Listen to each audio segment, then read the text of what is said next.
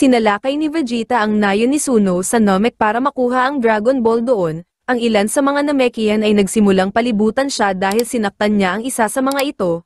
Ganun pa man tinawanan lang ni Vegeta ang mga galit na Namekian. Samantala, matapos mailigtas si Dende ay nag-enjoy sina Gohan at Krillin sa isang simpleng pagkain sa loob ng capsule house ni Bulma. Pinakain nila si Dende pero tumanggi ito, dahil ayon dito ay umiinom lamang siya ng tubig at hindi kumakain. Sinabi ni Krillin kay Dende na nakita niya silang nagtatanim ng mga pananim kaya inakala niya na sila ay kumakain. Sinabi sa kanya ni Dende na ang mga nakita niya ay mga halaman ng Ajisa. Ipinaliwanag niya na ang mga ito ay magagandang halaman, kaso nawasak ng isang bagyo na may marahas na hangin maraming taon na ang nakalilipas. Sinabi ni Dende na umaasa siya na ang mga halaman na kanilang itinatanim ay makakatulong sa muling pagbuhay ng kanilang planeta. Sa Nayo ni Suno, pinagtulungan ng mga Namekian doon na atakihin si Vegeta. Hindi umepekto ang atake ng mga ito kay Vegeta na nagbalot ng mga bato sa kanyang katawan. Isang Namekian ang nagpadala ng isang malakas na ki-wave kay Vegeta. Kaso ibinalik lang ito ni Vegeta sa kanya. Naramdaman ni Gohan at Krillin ang antas ng kapangyarihan ni Vegeta at nalaman nila ang walang awang pag-atake nito sa isang Nayon. Nasisigurado nila na may mga inosenteng Namekian na kinakatay si Vegeta sa sandaling iyon. Sinabi ni Krillin na kung makukuha ni Frieza o Vegeta ang lahat ng 7 Dragon Ball ay malalagay sila sa malubhang problema. Inamin ni Krillin sa kanyang sarili na dapat ay pinatay na niya si Vegeta noong may pagkakataon siya. Tinanong sila ni Dende kung sino sila at paano nila nalaman ang tungkol sa mga Dragon Ball.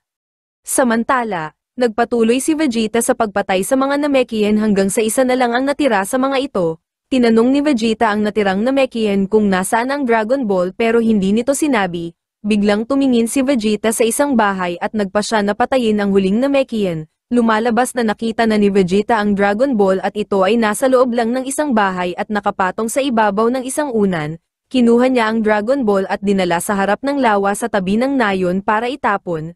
Ayon kay Vegeta ay mapipigilan nito si Frieza na makolekta ang 7 Dragon Ball kaya hindi nito makukuha ang kanyang hiling. Pagkatapos nun ay umalis na si Vegeta para hanapin ang huling Dragon Ball. Sa Nayon ni Dende, gustong alamin ni Zarbon kung ano ang nangyari kay Dodoria pero pinigilan siya ni Frieza. Sinabihan siya ni Frieza na kalimutan na si Dodoria dahil wala itong kwenta kung hindi nito na kayang hulihin ang 2 maliliit lang na peste. Inutusan ni Frieza si Zarbon at ang natira niyang alagad na si Apulei na umalis at hanapin ang natitirang mga Dragon Ball. Sinabihan ni Zarbon si Apulei na maghanap sa kabilang direksyon at huwag makikipaglaban sa mga Namekian ng mag-isa dahil malalakas ang mga ito. Sumang-ayon si Apulei sa pahayag ni Zarbon at sabay na lumipad paalis. Pag-alis ni Zarbon at Apulei, sinabi ni Frieza sa kanyang sarili na alam niyang darating si Vegeta para nakawin ang mga Dragon Ball. Pagkatapos nun ay umalis na rin ito para bumalik sa kanyang spaceship. Samantala, sinabi nila Krillin kay Dende na sila ay nagmula sa Earth at nais nilang hiramin ang mga Dragon Ball para buhayin ang mga namatay nilang kaibigan. Nakiusap sa kanila si Dende na iligtas ang kanyang mga kalahi. Sinabi ni Dende na dadalhin niya ang 3 sa bahay ng guro na pinakamatandang Namek para matulungan ang karunungan nito. Ipinaliwanag ni Dende na silang lahat ay anak ng guro at siya ang ika-100 at ika-8 anak. Tinanong ni Bulma si Dende kung paano nagkaroon ng anak ang guro ng mag-isa. Ayon kay Dende ay lumabas sila sa bibig nito bilang mga itlog. Sinubukan ni Bulma na ipaliwanag ang tungkol sa pagkakaiba ng lalaki at babae pero sinabi sa kanya ni Dende na isang kasarian lang ang alam niya. Tinanong ni Krillin si Dende kung paano sila makakarating sa bahay ng matanda. Sinabi ni Dende na mahalagang pumunta sila ng mabilis dahil ang kanilang mga kalaban ay mayroon ng 5 mga Dragon Ball. Kinumpirma ni Krillin at Gohan na nararamdaman nilang napatay na ni Vegeta ang lahat ng mga Namekian sa Nayon. Natakot si Dende dahil nanganganib ang guro na may hawak ng huling Dragon Ball. Nakiusap si Dende kay Krillin na puntahan nila ang guro at kunin ang huling Dragon Ball para hindi ito mahulog sa mga kamay ni Frieza o Vegeta. Sumang-ayon si Krillin kay Dende at lumipad na patungo sa lokasyon ng guro. Habang lumilipad, naisip ni Krillin na baka hindi nila mapigilan sina Vegeta at Frieza dahil masyado itong malakas. Natatakot siya na mamatay sa planeta nang hindi man lang nagkakaroon ng kasintahan. Sa kalawakan, nagpapatuloy si Goku sa kanyang pagsasanay at binabalak na nitong itaas sa 30 ang lakas ng gravity. Nang bigla siyang kausapin ni Kaiosama gamit ang telepatiya, sinabi nito na dumating si Piccolo, Tien Shinhan, Yamcha at Chaozu sa kanyang planeta at humingi ng parehong pagsasanay na ibinigay niya kay Goku. Sinabi rin nito na nilakbay ng 4 ang Snake Way ng mas mabilis kaysa kay Goku. Pagkatapos ay kinausap ni Yamcha si Goku at pinasalamatan sa pagsisikap na makagawa ng paraan para sila ay buhayin. Sinabi ni Goku na labis siyang nasisiyahan na makausap ang kanyang mga kaibigan. Sinabi ni Yamcha kay Goku na ang paglalakbay sa Snake Way ay hindi kasing hirap ng mataas na gravity sa planeta ni Kaiosama. Sumang-ayon si Goku kay Yamcha at sinabi na siya ay nagsasanay rin sa mataas na gravity sa kanyang spaceship. Nagulat si Yamcha at Kaiosama nang sabihin ni Goku ang sitwasyon ni Bulma at ang tungkol kay Vegeta na mas lumakas pa. Mas lalo pa silang nagulat nang sabihin ni Goku ang tungkol sa nilalang na mas malakas pa kay Vegeta. Gustong malaman ni Kaiosama kung si Frieza ang tinutukoy ni Goku kaya hinanap niya ito gamit ang kanyang antena. Maya-maya pa ay nakumpirma ito ni Kaiosama at sobrang natakot. Binalaan ni Kaiosama si Goku tungkol sa lakas ni Frieza at sinabi na wag niya itong kalabanin para sa kapakanan ng lahat ng nilalang. Patuloy niyang binabalaan si Goku na wag galitin si Frieza. Ganun pa man biglang nakisali si Piccolo sa usapan at sinabi kay Goku na wag makinig kay Kaiosama at magpatuloy lang sa pagkolekta ng mga Dragon Ball para sila ay buhayin. Nagalit si Kaiosama at sinabi na sasanayin niya lamang ang tatlo kung mangangako ito na hindi makikipaglaban kay Frieza. Napilitan sina Piccolo na mangako pero nasa isip pa rin ng mga ito na kalabanin si Frieza pagkatapos nilang magpalakas. Tinanong ni Kaiosama kung handa na ang 4. Pagkatapos ay sinabi na kailangan muna siyang patawanin para maging kwalipikado sa kanyang pagsasanay. Pagkatapos nun ay pinakita si Goku na nagpasya na ipagpatuloy pa rin ang kanyang pagsasanay. Samantala, sinabi ni Dende kay Krillin na 5 oras pa bago sila makarating sa bahay ng dakilang elder, habang si Vegeta naman ay nakaramdam ng 2 enerhiya at nagpasya na puntahan ito, sa planeta ni Kaiosama. Madaling napatawa ni Yamcha at Chaozu si Kaiosama. Kaso si Tien at Piccolo ay nahihirapan. Nagpasya si Yamcha na bigyan si Tien ng isang biro para makapasa. Sa una ay nahirapan si Tien na sabihin ang biro dahil nakakahiya. Ganun pa man nag-concentrate si Tien at agresibong sinabi ang biro kay Kaiosama. Dahil sa magandang kombinasyon ng paraan ng pagsasabi ni Tien at ng biro ni Yamcha ay sobrang natawa si Kaiosama. Samantala, naramdaman ni Krillin na papalapit sa kanila si Vegeta at mabilis na hinila si Dende para magtago. Biglang nakaramdam si Vegeta ng mas malakas na enerhiya kaya binago nito ang kanyang direksyon.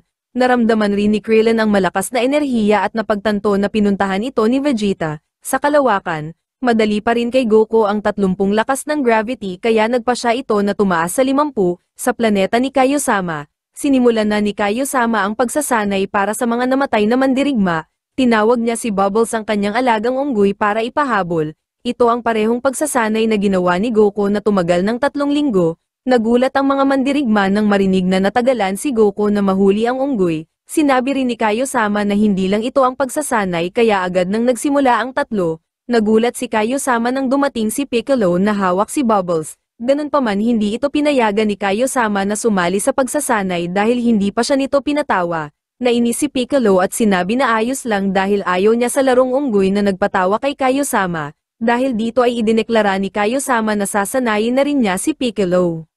Samantala, nagpang-abot na si Zarbon at si Vegeta sa himpapawid. Sinabi ni Vegeta kay Zarbon na pinatay na niya si Dodoria at siya na ang susunod. Nagulat si Zarbon at sinabi na nagsisinungaling si Vegeta.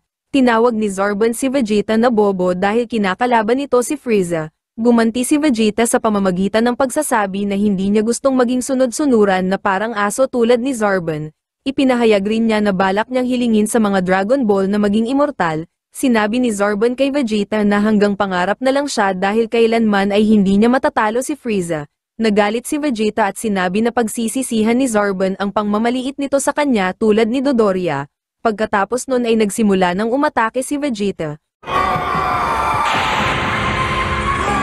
Pinapanood ni Krillin at Dende ang laban mula sa malayo. Sinabi ni Krillin na pabor sa kanila ang nangyayari dahil hindi maganda kung makikita sila ng isa man sa dalawa.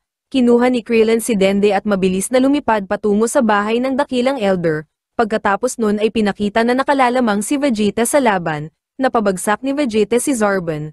Gayunpaman, sa halip na kilalanin ang kanyang pagkatalo ay nagsimulang tumawa si Zarbon. Sinabi nito na napahanga siya sa biglang paglakas ni Vegeta pero hindi pa rin ito sapat. Bumangon si Zarbon ng nakangiti, ganun pa man hindi naniniwala si Vegeta na may ibubuga pa si Zarbon at tumawa. Nainis si Zarbon at sinabi na aalisin niya ang ngiti sa muka ni Vegeta. Sinabi niya na pinipigilan niya lang ang kanyang lakas para maging maganda pero tinawanan lang siya ulit ni Vegeta. Binago ni Zarbon ang kanyang anyo at naging pangit, pagkatapos ay walang awa niyang binugbog si Vegeta. Samantala, lumilipad pa rin ng mabilis sina Krillin at Dende na sinasamantala ang paglalaban ni Vegeta at Zarbon. Tinanong ni Krillin si Dende kung bakit tila hindi lumulubog ang araw. Ipinaliwanag ni Dende na mayroong 3 araw sa kalangitan ng Namek na nagpapalitan kaya hindi dumidilim sa planeta. Habang nag-uusap ang dalawa, patuloy pa rin na binubugbog ni Zarbon si Vegeta. Sinubukan ni Vegeta na makipagsabayan ng mano-mano kay Zarbon pero hindi pa rin siya umubra. Sa kalawakan, nagagawa na ni Goku na magsanay sa 50 beses na lakas ng gravity nang walang problema. Humiga si Goku sa sahig para magpahinga at inisip kung kamusta na kaya ang pagsasanay ng kanyang mga kaibigan sa planeta ni Kaio-sama. Bigla niyang naalala ang babala ni Kaio-sama na iwasan si Frieza sa kadahilanang ito ang pinakamalakas na nilalang sa buong universe. Sa halip na matakot, lalong nabuhayan si Goku at nagpatuloy sa pagsasanay. Sa planeta ni Kaio-sama, nahihirapan pa rin ang 3 na mahuli ang unggoy na si Bubbles. Sa huli ay hindi pa rin nahuli ng 3 si Bubbles at natawa si Kaio-sama. Samantala, hindi pa rin sumusuko si Vegeta sa pakikipaglaban kay Zarbon.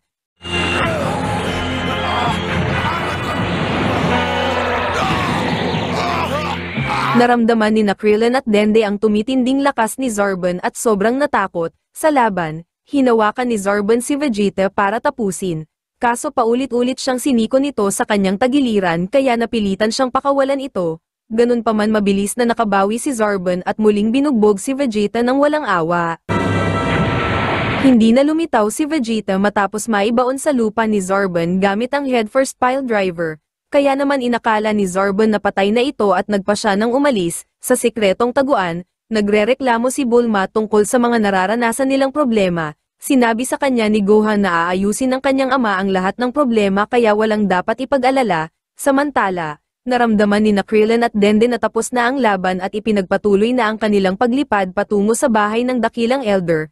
Hindi nagtagal ay nakarating na ang dalawa sa bahay ng Dakilang Elder na nakatayo sa ibabaw ng mataas na bato. Sobrang tahimik kaya kinabahan si Krillin na baka naubos na ng grupo ni Frieza ang mga Namekian doon. Ganun pa man biglang lumabas ang isang Namekian na mandirigma na nagngangalang Nail. Sinabi nito na inaasahan na ng Dakilang Elder ang kanilang pagdating at inaya sila na pumasok sa loob ng bahay. Napansin ni Krillin ang malakas na enerhiya ni Nail at ang malaking pagkakahawig nito kay Piccolo. Pagpasok sa loob ay nakatanggap si Krillin ng pasasalamat mula sa Dakilang Elder para sa pagliligtas kay Dende. Sa lugar ng labanan, isang may pakpak na nilalang ang kinapitan ni Vegeta para makaahon mula sa hukay na napuno na ng tubig. Isinumpa ni Vegeta na gagantihan niya si Zarbon pagkatapos niyang magpagaling bago mawala ng malay dahil sa sobrang pagkabugbog.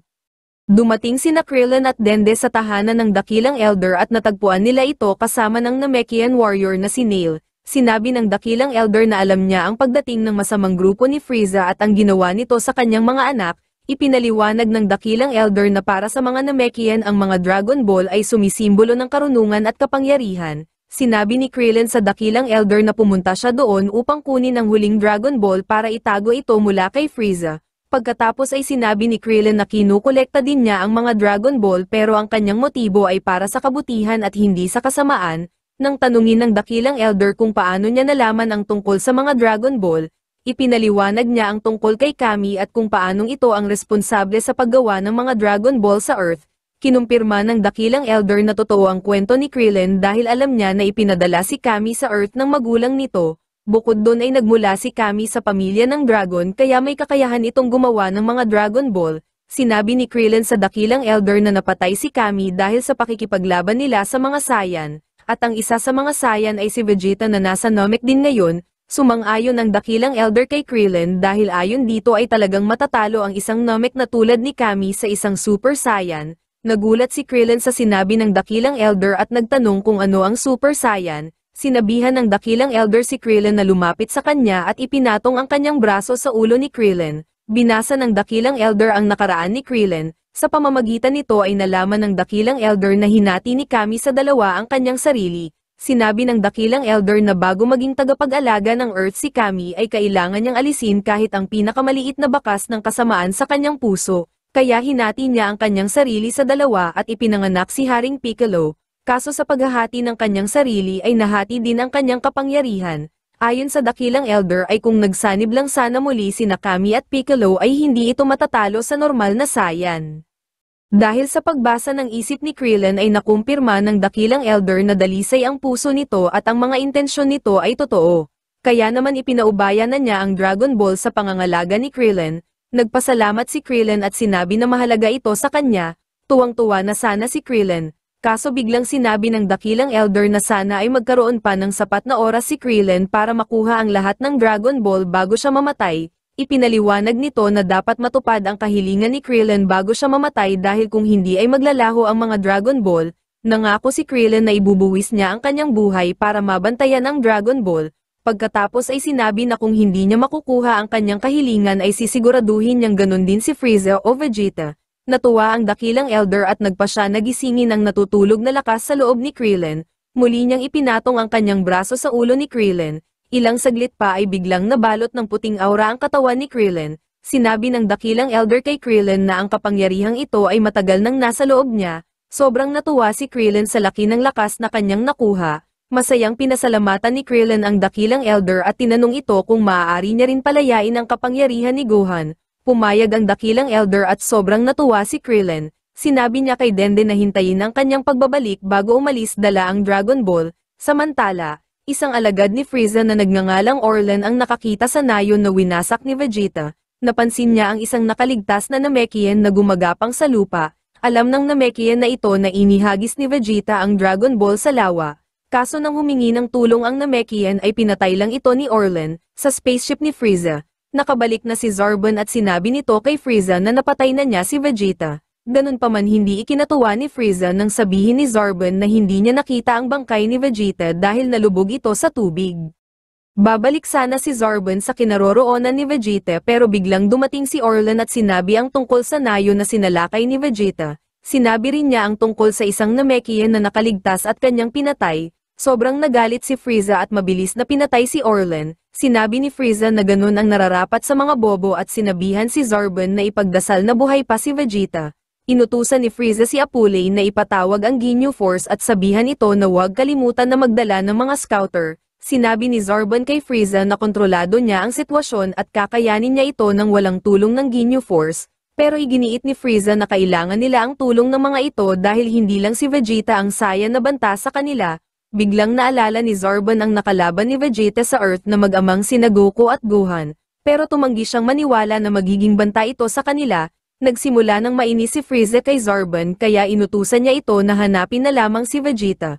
Unti-unti nang napagtatanto ni Frieza na ang mga Saiyan ay lumalakas sa bawat laban, kaya naman nagpasya siya na tuluyan na itong ubusin bago pa ito maging mga Super Saiyan. Samantala, ang lamog na si Vegeta ay gumagapang sa lupa bago muling nawalan ng malay. Nakita siya ni Zarbon at masayang dinampot na parang basura, sa sikretong taguan. Habang nagsasanay si Gohan ay nakita ni Bulma si Krillin na may dalang Dragon Ball sa radar. Pagkatapos ay sinabi ni Bulma kay Gohan na nagtataka siya kung bakit may isa pang Dragon Ball na malapit sa kanila. Napagtanto ni Gohan na ito ang Dragon Ball sa nayon na sinalakay ni Vegeta. Ganun pa man hindi nila alam kung bakit hindi ito kinuha ni Vegeta. Para malaman ay hiniram ni Gohan kay Bulma ang Dragon Radar at pumunta sa nayon, sa spaceship ni Frieza. Inilagay ni Zarbon at Apulei si Vegeta sa isang rejuvenation chamber para hindi mamatay. Sa mga sandaling ito ay lumilipad pa rin ng mabilis sina Krillin at Gohan patungo sa kanilang mga destinasyon. Sa kalawakan, nagsasagawa si Goku ng pull-up ng nakasabit sa kisame. Habang ginagawa niya ito ay napapaisip siya kung nahuli na ba ng kanyang mga kaibigan si Bubbles sa planeta ni Kaiosama. Nagpapatuloy sina Yamcha sa kanilang pagsasanay sa ilalim ni Kaiosama at ginagawa ang lahat para mahuli si Bubbles. Nilapitan ni Piccolo si Kaiosama para kumbinsihin na itigil na ang kalokohan at simulan na ang tunay na pagsasanay. Kaso hindi ito pumayag at sinabi na kailangan niyang maghintay na matapos ang iba. Nagalit si Piccolo at hinawakan si Kaiosama. Ganun pa man natigilan siya nang makita ang reaksyon ni Kaiosama na parang magagalit. Sinabi ni Piccolo kay Kaiosama na kalimutan na lang ang kanyang sinabi at umalis. Inutusan ni Kaiosama ang mga mandirigma na kumain muna at sobrang natuwa ang mga ito. Sinabihan ni Kaiosama ang tatlo na magtira ng kanin para sa kanya pero inubos pa rin ito ang kanin. Pagkatapos makakain ay nagpatuloy na muli ang tatlo sa paghuli kay Bubbles. Sa pagkakataong ito ay gumamit na ng kakaibang teknik si Yamcha kaya naman nagawa na nitong mahuli si Bubbles. Pagkatapos magtagumpay ni Yamcha ay sumunod si Tien at ang panghuli ay si Chaozu. Sinabi ni Kaio-sama na handa na ang mga mandirigma para sa ikalawang yugto ng pagsasanay at tinawag si Gregory. Ipinakilala ni Kaio-sama si Gregory sa lahat. Pagkatapos ay ibinigay ang mabigat na maso kay Yamcha na sobrang nabigla. Nahihirapan si Yamcha na buhatin ang maso kaya tinawag itong mabagal ni Gregory. Tingin ni Piccolo ay kalokohan pa rin ang pangalawang yugto ng pagsasanay kaya nagpasya siya na magsanay na lang ng mag-isa. Ganun pa man ang tatlo ay nagpatuloy lang sa kanilang pagsasanay. Habang nagsasanay ang iba, hindi mapigilan ni Piccolo ang kanyang sarili na isipin kung gaano kalakas si Frieza. Sa spaceship ni Frieza, natatakot si Zarbon na baka hindi na magising si Vegeta. Dahil kapag nangyari yun ay siguradong mapapatay siya ni Frieza. Sa maliit na planeta, tanging si Chaozu na lang ang hindi nakakapalo ng maso kay Gregory kaya pinapalakas ni Yamcha at Tien ang loob nito. Ilang saglit pa ay sumugod na si Gregory at madaling nahulaan ni Chaozu ang galaw nito at napalo ng maso. Itinanggi ni Gregory na natamaan siya pero may tumubong bukol sa kanyang ulo. Dahil natapos na ng tatlo ang ikalawang yugto ng pagsasanay, sinabi na ni Kaio-sama ang susunod at ito ay tungkol sa sinaunang sining ng pagbubunuan. Lumapit si Piccolo at sinabi na gusto niyang sumali at kakalabanin niya ang tatlo ng sabay-sabay dahil mahihinang nilalang daw ito. Nayabangan kay Piccolo ang tatlo at nainis. Humakbang paabante si Piccolo at inutusan ang tatlo na sumugod. Sabay na sinugod ni Yamcha at Tien si Piccolo at pinaulanan ng mga atake. Sinamantala ito ni Chaozu at kumapit sa likod ni Piccolo para magamit ang pagpapasabog ng kanyang sarili. Nagulat si Piccolo kaya kinuha niya si Chaozu at walang awang hinambalos sa lupa. Natakot si Tien na baka napatay si Chaozu, pero sinabi ni Kaio-sama na ayos lang ito dahil patay na sila at hindi na sila mamamatay. Ilang saglit pa ay bumangon nga si Chaozu na parang walang nangyari. Nagpatuloy ang labanan at nahirapan na si Piccolo na kalabanin ang tatlo. Nagpa siya ng magseryoso si Piccolo at itinapon ang kanyang mga pabigat sa katawan, kaso biglang pinahinto ni Kaio-sama ang laban at sinabi na oras na para magtanghalian. Sumang-ayon ang tatlo at sumunod kay Kaio-sama. Sa spaceship ni Frieza, nasa rejuvenation chamber pa rin si Vegeta at inaasikaso ni Apule. Sinabi ni Apule na gusto niyang gumaling si Vegeta para mapanood niya ito kung paano pahirapan ni Zarbon hanggang sa mamatay. Habang tumatawa ang kupal na si Apule, biglang dumilat si Vegeta at naglabas ng enerhiya. Nakaramdam ng malakas na pagsabog sina Zarbon at Frieza at agad na nagmadali para tingnan ang nangyari. Kaso pagdating nila sa kinaroroonan ni Vegeta ay isang malaking butas na lang sa pader ang kanilang naabutan. Ganun pa man ang hindi nila alam ay nasa loob pa rin ng spaceship si Vegeta. Sinadya nitong gumawa ng panglito para manakaw ang mga Dragon Ball na iniwan ni Frieza.